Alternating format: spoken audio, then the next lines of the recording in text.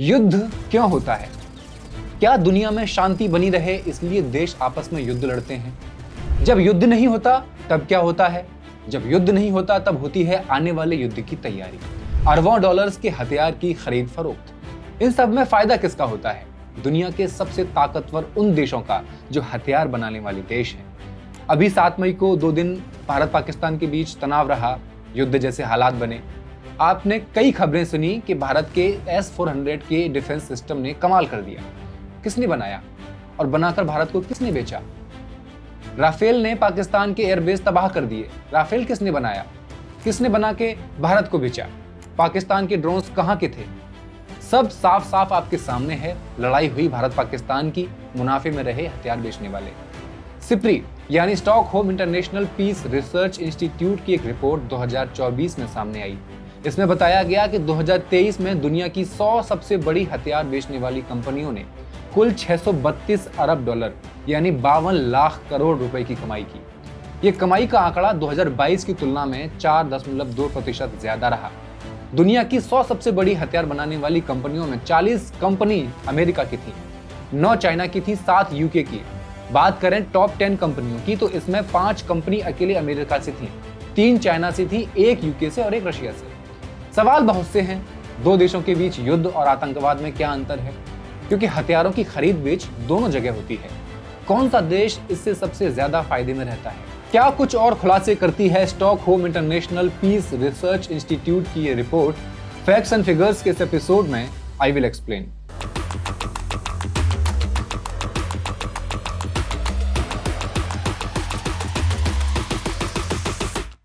नमस्कार, मैं हेमंत और आप मॉलिटिक्स देख रहे हैं। जंग आमतौर पर 2 या ज्यादा देशों के बीच लड़ी जाती है। इसके कुछ तय नियम होते हैं, जैसे जिनेवा समझौता। युद्ध को पसंद तो नहीं किया जाता, लेकिन कुछ हालात में इसे कानूनी माना जाता है। वहीं दूसरी तरफ आतंकवाद पूरी तरह से गैर कानूनी होता है। ये ताकत के दम पर लोगों के मानवाधिकारों को कुचलने का काम करता है। आतंकवादियों के पास जितनी ताकत होती है, उनका आतंक उतना ही बड़ा होता है। इसका कोई नियम या कानून नहीं होता। हथियार बेचकर दुनिया के बड़े बड़े देश भारी भरकम मुनाफा कमा रहे हैं। युद्ध हो चाहे आतंकवाद, इन दोनों से ही फायदा हथियार बनाकर बेचने वाली कंट्रीज को होता आया है। हथियार बेचने वाली टॉप कंपनीज या तो अमेरिका की हैं, या चाइना की, या रशिया की। क्या ये देश आतंकवाद के खिलाफ हैं तो आतंकियों को हथियार सप्लाई कौन करता है? इन देशों का उद्देश्य यही है, आतंकवाद बढ़ाओ और आतंकियों को हथियार दो, और फिर युद्ध जैसे हालातों में तमाम उन देशों को जो आतंक की मार झेल रहे हैं, उन्हें हथियार बेचकर मुनाफा कमाओ। उनके मुनाफे में बढ़ोतरी हो रही है। ये बढ़ोतरी दुनिया के कोने कोने में देखने को मिली है, लेकिन अमेरिका, चाइना, रूस और मिडिल ईस्ट की कंपनियों में यह इजाफा सबसे ज्यादा देखने को मिला। रिपोर्ट के मुताबिक छोटी हथियार बनाने वाली कंपनियां भी कुछ साल पहले तक फटे हाल थीं। उन्होंने हाल ही में चल रहे युद्धों से मोटा पैसा कमाया है, जैसे गाजा और यूक्रेन की जंग, ईस्ट एशिया में बढ़ता तनाव। 2023 में हथियार बनाने वाली कंपनियों ने जब बढ़ती मांग को देखा तो हथियारों का प्रोडक्शन बढ़ा दिया। कोविड के कारण साल 2022 में गिरावट देखी गई थी, लेकिन 2023 में टॉप 100 कंपनियों की कुल आमदनी फिर से बढ़ी है। इन 100 में से लगभग 3/4 कंपनियों की हथियारों से होने वाली कमाई में साल दर साल बढ़ोतरी हुई है। खास बात यह रही कि जिन कंपनियों की आमदनी बढ़ी, उनमें ज्यादातर टॉप 100 की लिस्ट के निचले हिस्से में थी। सिप्री के एक रिसर्चर लॉरेंजो कहते हैं, 2023 में हथियारों की बिक्री में साफ साफ बढ़ोतरी देखने को मिली। टॉप 100 कंपनियों की इतनी कमाई होने के बाद भी अभी भी बाजार में जितनी भारी मांग है वो पूरी नहीं हो सकी है। कई कंपनियों ने नई भर्तियों की शुरुआत की है, जो बताता है कि उन्हें आने वाले समय में बिक्री और बढ़ने की उम्मीद है। अमेरिका, जो भारत के सामने आतंकवाद के विरोध की नीति अपनाने का दावा करता है, उसकी स्थिति यह है कि हथियार बेचने वाली टॉप 100 में उसकी 41 कंपनियां शामिल हैं, जिन्होंने 2023 में 317 अरब डॉलर की कमाई की। यानी सारी 100 कंपनीज ने मिलकर जो कुल कमाई की है, उसका आधा अमेरिका ने कमाया है। गौर करने वाली बात यह है कि 2018 से अब तक टॉप 100 की लिस्ट में सबसे ऊपर रहने वाली 5 कंपनियां सिर्फ अमेरिका की ही हैं। यह आंकड़ा 2022 की तुलना में 2.5% ज्यादा है। एक बात समझिए, लादेन जो अमेरिका को अपना सबसे बड़ा दुश्मन मानता था, वो क्यों मानता था? क्योंकि सबका यह मानना था कि अमेरिका ने अपने हित के लिए और यूएसएसआर से शीत युद्ध के चलते पाकिस्तान से लेकर अफगानिस्तान तक वहां के लोगों के हाथों में हथियार थमाए और उन्हें आतंकवादी बनाया। और आज वही आतंकवाद हम सबके सामने इतना बड़ा होकर खड़ा हुआ है। यह कोई ताज्जुब की बात नहीं कि अमेरिका की ही सबसे ज्यादा कंपनीज हथियार क्यों बना रही हैं और मुनाफा कमा रही हैं। अमेरिकी संसद ने दिसंबर में 2023 के लिए एक बड़ा बजट पास किया। इसमें 858 अरब डॉलर्स सिर्फ सेना और सुरक्षा पर खर्च करने के लिए रखे। इसमें से लगभग आधा पैसा प्राइवेट कंपनियों को ठेके के रूप में दिया गया और अनुमान लगाया गया कि सबसे ज्यादा पैसा हथियार और सामान खरीदने में किया जाएगा। उसके बाद सर्विसेज के लिए बाकी रिसर्च और निर्माण पर खर्च किया जाएगा। मतलब ये सब एक बहुत बड़ा बिजनेस बन चुका है। हर साल प्राइवेट कंपनियों को दिए जाने वाले 400 अरब डॉलर से ज्यादा के रक्षा सौदे पूरी रूसी अर्थव्यवस्था के 1/4 के बराबर है। कांग्रेशनल रिसर्च सर्विसेज के अनुसार अमेरिका की रक्षा इंडस्ट्री से 2 लाख से ज्यादा कंपनियां जुड़ी हुई हैं। अमेरिका की सेना और हथियारों की इंडस्ट्री अब अमेरिका जीडीपी चला रही है। ये रही आपकी पूरी दुनिया। अब इसमें देखिए अमेरिका किन किन देशों को हथियार सप्लाई कर रहा है। एक भी कोना ऐसा नहीं मिलेगा जहां हथियार ना बेचे जा रहे हों। जो ज्यादा गहरा हरा है वहां ज्यादा हथियार बेचे गए और रंग का गहरापन जैसे जैसे हल्का होता जाएगा वहां हथियार कम बेचे जाएंगे, लेकिन बेचे जरूर गए हैं। 2021 की ये रिपोर्ट है। दुनिया का 40% हथियार अमेरिका ने बेचा, उसके बाद फ्रांस, फिर रूस, इटली, चाइना और फिर जर्मनी। कौन से हथियार बेचता है अमेरिका? एयरक्राफ्ट्स और मिसाइल्स। जब दुनिया में आतंकवाद ही नहीं होगा, युद्ध ही नहीं होगा, तो अमेरिका, चाइना और रूस दुनिया की सबसे बड़ी ताकत कैसे बन पाएंगे? कैसे मुनाफा कमा पाएंगे? कैसे हथियार बेच पाएंगे? स्वीडन की उपसाला यूनिवर्सिटी ने बताया कि 2019 में दुनिया भर में 50 जगहों पर छोटे बड़े युद्ध चल रहे थे, जिसमें 1.5 लाख से ज्यादा लोगों की जान चली गई। सिर्फ सीरिया में तब तक 3,80,000 और यमन में करीब 2,30,000 से ज्यादा लोग मारे जा चुके थे। ये तो सिर्फ वे देश हैं जो मीडिया की सुर्खियों में रहते हैं। इसके अलावा लाखों लोग ऐसे भी हैं जो जान बचाकर भागते वक्त मारे गए। संयुक्त राष्ट्र के मुताबिक 2019 में दुनिया के लगभग 8 करोड़ लोग युद्ध की वजह से जबरन अपना घर छोड़ने पर मजबूर हुए और विस्थापित हो गए। अब युद्ध और लाखों मौतें हमारी दुनिया में सामान्य होती जा रही हैं, जैसे किसी को फर्क ही नहीं पड़ता कि कितने लोग मारे जा रहे हैं। युद्धों की 2 खास बात होती है, इनकी 2 खास पहचान होती है। पहली, ये बिना सोचे समझे नहीं होते, बल्कि पूरी प्लानिंग और संगठन के साथ किए जाते हैं। दूसरी, इनका सबसे जरूरी औजार होता है हथियार। अब भले ही हथियार खुद युद्ध शुरू ना करें, लेकिन बिना हथियारों सेनाओं, प्राइवेट डिफेंस कंपनीज और टेररिस्ट ग्रुप्स के युद्ध हो ही नहीं सकते। आज दुनिया में करीब 2,70,00,000 लोग सैनिक या अर्धसैनिक, भाड़े के लड़ाके किसी न किसी तरह से युद्धों का हिस्सा बने हुए हैं। और यह सब कब संभव होता है? जब हथियार बनाने वाली कंपनियों और नेताओं के बीच आपसी समझदारी हो। इसे ही अंग्रेजी में कहा जाता है रिवॉल्विंग डोर। एक रिसर्च में यह साफ पाया गया कि जहां डिफेंस पर खर्च बढ़ता है जिस कंट्री में, वहां हथियारों का व्यापार भी बढ़ता है और इसके साथ साथ संघर्ष और युद्धों की संख्या भी बढ़ती है। यानी सीधी बात यह है कि जितना ज्यादा हथियार बनाएंगे उतने ही ज्यादा युद्ध होंगे, और जितने ज्यादा युद्ध होंगे हथियार बेचने वालों का धंधा उतना ही फूलेगा फलेगा। अब युद्ध सिर्फ हथियारों से नहीं होता, उसके पीछे होती है पूरी आर्थिक तैयारी। और यही वो जगह है जहां से शुरू होती है मिलिट्री इंडस्ट्रियल कॉम्प्लेक्स की असली कहानी। ये एक पूरा सेक्टर है जो एक देश की सुरक्षा जरूरतों के नाम पर, यानी उसकी सिक्योरिटी के नाम पर, वहां की आर्थिक नीतियों को ही हथियारों के हिसाब से मोड़ देता है। इसे ही कहा जाता है डिफेंस इकोनॉमिक्स। इसका मतलब क्या है? ऐसी नीतियां जो देश की पूरी अर्थव्यवस्था को धीरे धीरे युद्ध के लिए तैयार कर रही होती हैं। ये नीतियां तय करती हैं कि कहां पैसा लगेगा, क्या बनेगा और किसका फायदा होगा। इन नीतियों में सबसे ज्यादा फायदा होता है हथियार बनाने वाली कंपनियों का। मिलिट्री इंडस्ट्रियल कॉम्प्लेक्स शब्द सबसे पहले 1961 में अमेरिकी राष्ट्रपति आइजनहावर ने अपनी विदाई स्पीच में इस्तेमाल किया था। उन्होंने साफ चेतावनी दी थी कि हथियार का धंधा और सरकारों के बीच का यह गठजोड़ लोकतंत्र के लिए खतरा बन सकता है। लेकिन क्या हुआ? जिस चीज से आइजनहावर ने डराया था वो आज पूरी दुनिया पर हावी हो चुकी है। जानते हैं यह कॉम्प्लेक्स क्या करता है? ये हथियार कंपनियां, उनके दलाल और यहां तक कि कुछ मजदूर यूनियनें मिलकर सरकारों पर दबाव बनाते हैं कि रक्षा बजट बढ़ाओ ताकि हमारी कंपनियों का धंधा चलता रहे, हमारे हथियार बिकते रहें। इनका टारगेट यही होता है, हर साल सेना का बजट बढ़ना चाहिए। पहले क्या होता था, पहले सिर्फ टैंक, मिसाइल और बंदूकें बना करती थी। अब इस पूरे कॉम्प्लेक्स ने खुद को एक नया रूप दे दिया है।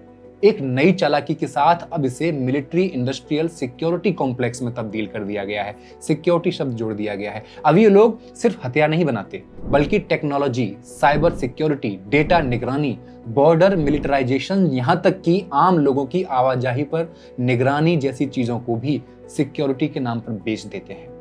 लॉकहीड मार्टिन, लियोनार्डो जैसी बड़ी कंपनियां जो कल तक केवल हथियार बनाया करती थी, वो भी अब उसी मार्केट में काम कर रही हैं जहां सिक्योरिटी स्टार्टअप्स और टेक कंपनियां भी घुस चुकी हैं। इनका मकसद एक ही है, डर फैलाओ और फिर उसका इलाज बेचो। यानी आईफोन बेचो, उसके साथ चार्जर मत दो, उसके अलग से पैसे लो तब बेचो। 2019 में दुनिया ने कोल्ड वॉर के बाद का सबसे बड़ा रक्षा खर्च किया, लगभग $2 ट्रिलियन। ये पूरी दुनिया की जीडीपी का 2% से ज्यादा है। और इनमें से सिर्फ 10 देश पूरी दुनिया में डिफेंस पर जितना खर्च करते हैं, उसका 75% अकेले ये 10 देश कर देते हैं। अमेरिका, चीन, भारत, रूस, सऊदी अरब, फ्रांस, जर्मनी, ब्रिटेन, जापान और साउथ कोरिया।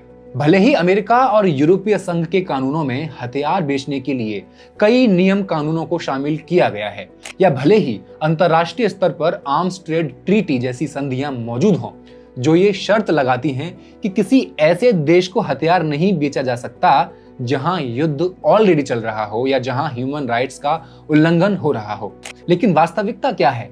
वास्तविकता यह है कि इन तमाम नियमों और प्रतिबंधों के बावजूद आज भी हथियार लगातार ऐसे देशों को बेचे जा रहे हैं जो या तो युद्ध में लिप्त हैं या जिन पर मानवाधिकार उल्लंघनों के गंभीर आरोप हैं, जैसे सऊदी अरब, संयुक्त अरब अमीरात, इजराइल, मिस्र, तुर्की, इराक और अफगानिस्तान। यूरोपीय संघ के उपलब्ध आंकड़ों के अनुसार 22% हथियार उन देशों को बेचे गए जहां युद्ध चल रहा था और 25% उन देशों को जहां राजनीतिक तनाव चल रहा था। सवाल है क्यों और कैसे? ये सब विवेकाधिकार या सब्जेक्टिव जजमेंट का मामला है। हर सरकार खुद तय करती है कि किस देश को युद्धग्रस्त माना जाए और किसे नहीं, और यह निर्णय वो अपनी राजनीतिक और रणनीतिक जरूरतों के हिसाब से लेती है। इसी तरह यह तय करना कि किसी देश में मानवाधिकारों का हनन हो रहा है या नहीं, यह भी पूरी तरह से राजनीतिक निर्णय होता है। सिप्री ने जो टॉप 100 की लिस्ट दी थी, उसमें रूस का भी बहुत बड़ा योगदान रहा। अमेरिका के अलावा रूस की 2 हथियार कंपनियों की कुल कमाई 2023 में 40% बढ़कर करीब $25 अरब तक पहुंच गई। ये बढ़ोतरी लगभग पूरी तरह से रोस्टेक कंपनी के प्रदर्शन की वजह से हुई, जिसकी आमदनी में 49% का इजाफा दर्ज किया गया। रोस्टेक रूस की सरकारी कंपनी है जो कई हथियार निर्माताओं को नियंत्रित करती है, कंट्रोल करती है, जिनमें से 7 पहले भी टॉप 100 की लिस्ट में शामिल रह चुके हैं। बात करें अगर एशिया की, तो एशिया ओशिनिया में कमाई के मामले में दक्षिण कोरिया और जापान सबसे आगे रहे। एशिया और ओशिनिया क्षेत्र की टॉप 100 में शामिल 23 हथियार कंपनियों की कुल आमदनी 2023 में लगभग 6% बढ़कर $136 अरब तक पहुंच गई। दक्षिण कोरिया की 4 कंपनियों की हथियार बिक्री 39% बढ़कर $11 अरब तक पहुंच गई, जबकि जापान की 5 कंपनियों की कमाई 35% बढ़कर $10 अरब हो गई। तो वहीं गाजा और यूक्रेन युद्ध से जुड़ी मांग ने मिडिल ईस्ट की हथियार कंपनियों की कमाई भी बढ़ा दी है। टॉप 100 में शामिल मिडिल ईस्ट की 6 हथियार कंपनियों की कुल आमदनी 2023 में 18% बढ़कर लगभग $20 अरब हो चुकी थी। खास तौर पर गाजा युद्ध शुरू होने के बाद इजराइल की 3 हथियार कंपनियों की कमाई $13 अरब से ज्यादा हो गई, जो सिप्री की रिपोर्ट के मुताबिक इतिहास में इजरायली कंपनियों की सबसे बड़ी कमाई है। वहीं तुर्की की 3 कंपनियों की आमदनी 24% बढ़कर $6 अरब हो गई। भारत की 3 कंपनियां ऐसी हैं जो टॉप 100 में शामिल हैं, उनकी कुल आमदनी लगभग $7 अरब तक बढ़ गई है, यानी लगभग 6% की वृद्धि हुई है। ताइवान की एकमात्र कंपनी जिसने अपनी हथियार बिक्री में 27% का इजाफा किया और $3.2 अरब कमाए। तुर्की की कंपनी जो हथियार युक्त ड्रोन UAVs बनाती है, उसने 2023 में 25% बढ़ोतरी के साथ लगभग $2 अरब की कमाई की। ब्रिटेन की एटॉमिक वेपन्स एस्टेब्लिशमेंट ने 16% की सबसे बड़ी वार्षिक बढ़ोतरी दर्ज की, जो परमाणु हथियार की डिजाइनिंग, निर्माण और उसका रखरखाव करती है। हथियार बेचने वाली कंपनियां किस कदर मुनाफा कमा रही हैं, ये आंकड़े साफ साफ दर्शा रहे हैं। अब इस पूरे तर्क की हकीकत को हम दुनिया में लाकर देखें तो नतीजे चौंकाने वाले ही नहीं बल्कि डरावने हैं। अमेरिका के नेतृत्व में अफगानिस्तान में जो 20 साल तक लंबी जंग चली और उससे पहले इराक में जो 8 साल तक युद्ध चला, दोनों ने एक बात तो तय की, दुनिया भर के हथियार उद्योगों की तिजोरियां भरती रहीं। लाखों लोगों की मौत हुई, 2 मुल्क बर्बाद हो गए, लेकिन हथियार बनाने वालों के लिए ये सोने की खान साबित हुए। इन जंगों ने अमेरिका और पश्चिमी देशों के घरों में कोई खास लोकप्रियता नहीं पाई, फिर भी ये इतनी लंबी चली कि बम, मिसाइल, ड्रोन, हेलीकॉप्टर, गन, हर चीज की सेल रिकॉर्ड तोड़ रही। इराक की कहानी तो और भी उलझी हुई निकली। पश्चिमी सेनाओं के जाने के बाद जो खालीपन और अफरा तफरी फैली, उसने एक नया राक्षस पैदा कर दिया था, आईसिस। 2014 तक इसने इराक और सीरिया का बड़ा हिस्सा कब्जे में ले लिया। फिर क्या था, अमेरिका ने एक और गठबंधन खड़ा कर दिया और शुरू हो गई एक नई जंग। 4 साल तक इराक और सीरिया की जमीन पर हजारों हवाई हमले और क्रूज मिसाइलों की बारिश होती रही। आईसिस को कमजोर किया गया, लेकिन इस पूरी लड़ाई में फिर से वही पुराना खेल दोहराया गया। हथियार बिके, मुनाफा बढ़ा और लाशें गिनी तक नहीं गई। एयरवॉर्स के मुताबिक इस जंग में करीब 30,000 ठिकानों पर 1 लाख से ज्यादा मिसाइलें और गाइडेड बम बरसाए गए थे। मरने वालों की संख्या कम से कम 60,000 रही। इनमें से कुछ आईसिस के लड़ाके थे, लेकिन हजारों आम नागरिक भी थे, जिनमें बूढ़े, बच्चे, महिलाएं सब थी। लेकिन पश्चिमी देशों के लिए ये युद्ध साफ सुथरा था। ना उनके सैनिक मारे गए, ना कोई बड़ा विवाद हुआ। पश्चिमी नजरिए से देखा जाए तो ये एक सफल युद्ध था, लेकिन क्या वाकई? आईसिस तो अब अफ्रीका तक फैल चुका है, सहेल, कांगो, युगांडा, मोजाम्बिक तक। जंग अभी खत्म नहीं हुई है और जब तक जंग चलेगी हथियार बिकते रहेंगे, मुनाफा बढ़ता रहेगा। आज भी दुनिया के कई हिस्सों में ऐसी जंगें चल रही हैं जिन्हें देखकर हथियार कंपनियों की आंखों में डॉलर के निशान चमकने लगते हैं। जैसे इंडो पैसिफिक यानी हिंद प्रशांत क्षेत्र में चीन की ताइवान के खिलाफ एक्टिविटीज बढ़ गई हैं और इसके जवाब में अमेरिका भी अपनी सैन्य मौजूदगी बढ़ा रहा है। नतीजा, दक्षिण पूर्व एशिया में हथियारों की खरीद फरोख्त का बड़ा बाजार खुल गया है। मलेशिया, इंडोनेशिया और फिलीपींस, ये सभी देश अपने नौसेना बलों में भारी निवेश कर रहे हैं। थोड़ा और दक्षिण की ओर चलें तो ऑस्ट्रेलिया अमेरिका और ब्रिटेन के साथ मिलकर AUKUS प्रोग्राम के तहत न्यूक्लियर सबमरीन बना रहा है। यानी अब ऑस्ट्रेलिया भी पूरी तरह अमेरिका के सैन्य खेमे में आ चुका है। और जरा पश्चिम की ओर देखें तो भारत और पाकिस्तान के बीच एक मिनी आर्म्स रेस शुरू हो चुकी है। दोनों देश नई नई मिसाइल टेक्नोलॉजी और एयर डिफेंस सिस्टम पर पैसे लुटा रहे हैं। जेन्स डिफेंस वीकली के मुताबिक पाकिस्तान भी अब रूस के एडवांस S-400 मिसाइल सिस्टम पर दांव लगा रहा है, जो कि जमीन से लंबी दूरी तक दुश्मन के लड़ाकू विमानों को गिरा सकता है, जो अभी चर्चा में भी रहा। भारत की बात करें तो एक तरफ उसे चीन से खतरा महसूस होता है और दूसरी तरफ उसे यह भी लगता है, यह भी चिंता है कि पाकिस्तान और चीन की नजदीकियां बढ़ती जा रही हैं। भारत ने भी रूस से S-400 मिसाइल सिस्टम खरीदा था, लेकिन साथ ही साथ इजराइल के barrack 8 medium range anti aircraft मिसाइलें भी वो मंगवा रहा है। यानी भारत दोनों ओर से हथियार जमा कर रहा है, रूस से भी, इजराइल से भी। अब बात चीन की करते हैं। अब तक चीन के टॉप नेताओं में फौज से जुड़े लोगों की भागीदारी बेहद कम थी, लेकिन राष्ट्रपति शी जिनपिंग के तीसरी बार चुने जाने के बाद ये तस्वीर बदल गई है। चीन भले ही एक स्टेट कैपिटलिस्ट देश हो, लेकिन वहां की कंपनियां भी अब प्रॉफिट और पावर के पीछे दौड़ रही हैं। दूसरी तरफ यूक्रेन अब भी नाटो देशों से हथियार और गोला बारूद पा रहा है। इस बीच कई हथियार कंपनियों के CEO खुद को देशभक्त और राष्ट्रीय सुरक्षा के रखवाले मानते होंगे, लेकिन जिस सिस्टम में वो काम कर रहे हैं वो खुद एक बड़ा नैतिक सवाल है, एक ऐसा सवाल जिसका जवाब किसी के पास नहीं है और शायद किसी को चाहिए भी नहीं। धन्यवाद।